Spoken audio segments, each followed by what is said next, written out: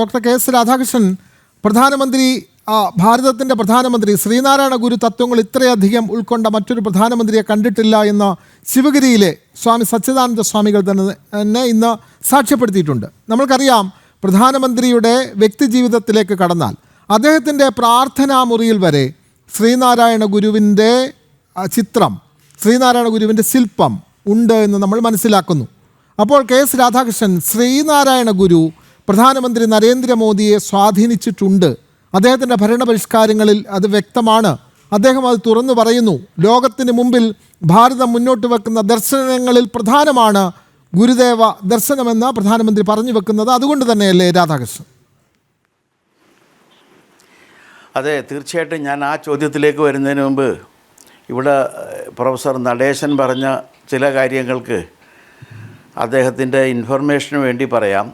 എൻ്റെ അറിവ് ശരിയാണെങ്കിൽ ഒരു 20 കുട്ടികൾ ഫിലോസഫിക്കാർ ദർശനമാലയിലും ആത്മോപദേശ ശതകത്തിലും അദ്ദേഹത്തിൻ്റെ മറ്റ് കൃതികളിലും അദ്വൈത ദീപികയിലും ഒക്കെ ഗവേഷണം നടത്തി PhD എടുത്തിട്ടുണ്ട്.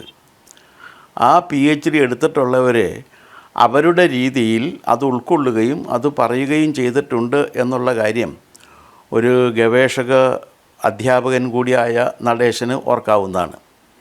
പിന്നെ അദ്ദേഹം ചോദിച്ചത് ഫിലോസഫിയിൽ എവിടെയെങ്കിലും പഠിപ്പിക്കുന്നുണ്ടോ എന്നാണ്. ഉണ്ടല്ലോ, ഫിലോസഫിയിലുണ്ട്. MG യൂണിവേഴ്സിറ്റിയിൽ ശ്രീനാരായണ ഗുരുദേവൻ്റെ കൃതികൾ പാഠ്യവിഷയമാക്കി വെച്ചിരുന്ന അദ്ദേഹത്തിൻ്റെ ഫിലോസഫിയൊക്കെ അത് ഇവിടെ സ്വാഭാവികമായിട്ടും സംഭവിച്ചിട്ടുള്ള കാര്യമാണ്. ഇനി ഇത് ആങ്കർ ചോദിച്ച ചോദ്യത്തിലേക്ക് വരാം. നമ്മുടെ ബഹുമാനപ്പെട്ട പ്രധാനമന്ത്രി അത് ഉൾക്കൊണ്ടിട്ടുണ്ട് എന്നുള്ളതിൻ്റെ ഏറ്റവും വലിയ തെളിവാണ് സബ്കാ സാത്ത്, സബ്കാ വികാസ്, സബ്കാ പ്രയാസ് എന്ന് അദ്ദേഹം മുന്നോട്ട് വച്ചിരിക്കുന്ന ആപ്തവാക്യങ്ങൾ. എല്ലാവരോടും ഒപ്പം, അത് വളരെ പ്രധാനപ്പെട്ട ഒന്നാണ്. ആരെയും പുറന്തള്ളാതെ എല്ലാത്തിനെയും ഉൾക്കൊള്ളുക എന്ന് പറയുന്ന ഭാരതത്തിൻ്റെ സനാതന ധർമ്മത്തിൻ്റെ രീതി, അതാണ് ഈ സബ്കാ സാത്ത് എന്ന് പറയുന്നത്.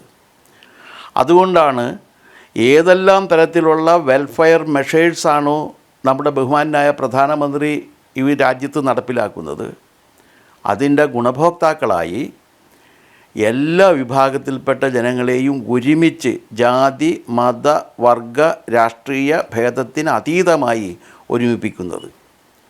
അതുപോലെ വികസനം എന്ന് പറഞ്ഞാൽ ഏതെങ്കിലും ഒരു വിഭാഗത്തിൻ്റേതല്ല. ഗുരുദേവൻ സമദർശിച്ചതുപോലെ എല്ലാ വിഭാഗം ജനങ്ങളുടെയും വികസനത്തെയാണ് അദ്ദേഹം ലക്ഷ്യമാക്കുന്നത്. അത് കഴിഞ്ഞാൽ ഏറ്റവും പ്രധാനപ്പെട്ടതാണ് സബ്കാ പ്രയാസ്, ഒരുമിച്ച് പ്രവർത്തിക്കുക എന്ന് പറയുന്നത്. ആരും പ്രവർത്തിക്കാതിരിക്കരുത്, എല്ലാവരും പ്രവർത്തിക്കണം. ഈ കർമ്മത്തിന് ഇത്രയേറെ പ്രാമുഖ്യം ഗുരുദേവൻ കൊടുത്തിരുന്നു എന്നുള്ള കാര്യം ഗുരുദേവനെ ശ്രദ്ധാപൂർവം മനസ്സിലാക്കിയിട്ടുള്ള എല്ലാവർക്കും അറിയാവുന്നതാണ്. കർമ്മം, ആ കർമ്മത്തിന് വളരെ വിശാലമായ അർത്ഥമാണ് അദ്ദേഹം കൊടുത്തിട്ടുള്ളത്. ആ വിശാലമായ അർത്ഥത്തിൽ കർമ്മം ചെയ്യുക എന്ന് പറഞ്ഞാൽ എല്ലാവരും അത് ചെയ്തിരിക്കണം. അവനവൻ്റെ അന്നത്തിന് വേണ്ടിയുള്ള കർമ്മം മാത്രമല്ല, ഈ പ്രപഞ്ചത്തെ നിലനിർത്താൻ ആവശ്യമായ കർമ്മങ്ങൾ കൂടി ചെയ്യണം എന്നുള്ളതാണ്. അപ്പോൾ പരാന്നഭോജികളായി മനുഷ്യർ മാറരുത് എന്നുള്ള കാര്യം ഗുരുദേവൻ പറയുന്നത് പോലെ തന്നെയാണ് മോദിയും പറയുന്നത്. അദ്ദേഹവും പറയുന്നത് നമുക്ക് ഒരുമിച്ച് പ്രവർത്തിക്കാം. ആ ഒരുമിച്ച പ്രവൃത്തിയിൽ എല്ലാവരും അവരവരുടേതായ രീതിയിൽ പ്രവർത്തിക്കുക എന്നുള്ളതാണ്. ആ ഒരുമിച്ച് പ്രവർത്തിക്കുക എന്ന് പറഞ്ഞു കഴിഞ്ഞാൽ ഒരാളും പ്രവർത്തിക്കാതിരിക്കരുത് എന്ന് മാത്രമല്ല, എല്ലാവരും ഒരേ പ്രവൃത്തി ചെയ്യണമെന്നല്ല, എല്ലാവരും അവരവരുടെ കർമ്മങ്ങൾ വളരെ ഭംഗിയായി നിർവഹിക്കണം എന്ന സന്ദേശം.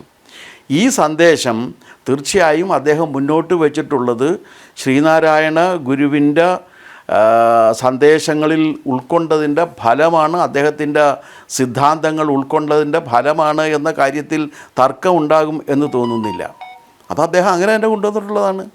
അതെ, ആ ദർശനം കൃത്യമായിട്ട് തന്നെ അത് ഉൾക്കൊണ്ട് തന്നെ അദ്ദേഹത്തിൻ്റെ പ്രവർത്തനങ്ങളിൽ അത് വ്യക്തവുമാണ്. ഡോക്ടർ MV നടേശൻ, ഒരു ചോദ്യം കൂടി ചോദിക്കട്ടെ.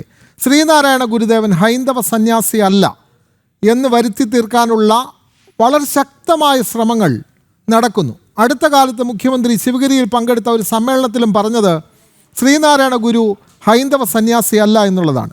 ഹൈന്ദവ സന്യാസിയായ അദ്ദേഹം എല്ലാ മതവിഭാഗങ്ങളുടെയും ആചാര്യനാണ് എന്ന് പറഞ്ഞാൽ നമുക്ക് സമ്മതിക്കാം. പക്ഷെ ശ്രീനാരായണ ഗുരു ഹൈന്ദവ സന്യാസിയല്ല എന്ന് ഉറക്കെ സ്ഥാപിക്കാൻ ഉള്ള ശ്രമം അത് വളരെ ദുരുദ്ദേശപരമല്ലേ ഡോക്ടർ എം. വി. നടേശൻ? ഗുരുദേവൻ സന്യാസിയല്ല, ഋഷിയല്ല, എന്താ പറയുക, ദേവനല്ല, ഇങ്ങനെ പറയുന്നൊരു നരേഷൻ നടത്തുന്ന ആളുകളെ മാത്രം ശ്രദ്ധിച്ചാൽ മതിയാവും. അവരൊന്നുകിൽ രാജ്യവിരുദ്ധ ശക്തികളുടെ കയ്യിലെ എന്താ പറയുക വക്താക്കളാണ്. അവരൊരു തരത്തിലും ആത്മീയ പാതയിൽ സഞ്ചരിക്കുന്നവരേ അല്ല. അപ്പൊ അതുകൊണ്ട് ഇത് ഗുരുദേവനെ നിന്ദിക്കുന്നതിന് വേണ്ടിയിട്ടുള്ള കൃത്യമായ ഒരു അജണ്ടയുടെ ഭാഗമാണ്. ഗുരുദേവന്റെ ഓരോ കൃതിയും 64 കൃതികളും സനാതന ധർമ്മത്തെക്കുറിച്ചും ഇവിടുത്തെ ആഗമ സിദ്ധാന്തത്തെക്കുറിച്ചും ഉപനിഷത്ത് സിദ്ധാന്തത്തെക്കുറിച്ചും മാത്രമേ പറഞ്ഞിട്ടുള്ളൂ. ഈ വർഷം എന്ന് പറയുന്നത് ശ്രീനാരായണ ധർമ്മത്തിന്റെ ശതാബ്ദി വർഷമാണ്. അതുപോലെ തന്നെ ഹോമമന്ത്രം അതിൻ്റെയും ശതാബ്ദി വർഷമാണ്. ഈ മന്ത്രം അല്ലെങ്കിൽ ധർമ്മം എന്ന് പറയുന്നത് ഹൈന്ദവ സംസ്കൃതിയുടെ ഭാഗമാണ്. അത് വേറെ ഒരു മതത്തിനോ വേറെ രാഷ്ട്രീയ പാർട്ടിക്കോ അവകാശപ്പെട്ടുള്ളതല്ല. ഹൈന്ദവ സംസ്കൃതിയുടെ ഭാഗം തന്നെയാണ് ശ്രീനാരായണ ഗുരുദേവൻ. അതിന് യാതൊരു തർക്കവുമില്ല. അതെത്രമാത്രം വാദിച്ചാലും എത്ര മൈക്ക് കെട്ടി പ്രസംഗിച്ചാലും ശ്രീനാരായണ ഗുരുദേവൻ ഹൈന്ദവ സന്യാസി ശ്രേഷ്ഠൻ തന്നെയാണ് എന്നുള്ള കാര്യത്തിൽ സംശയമില്ല.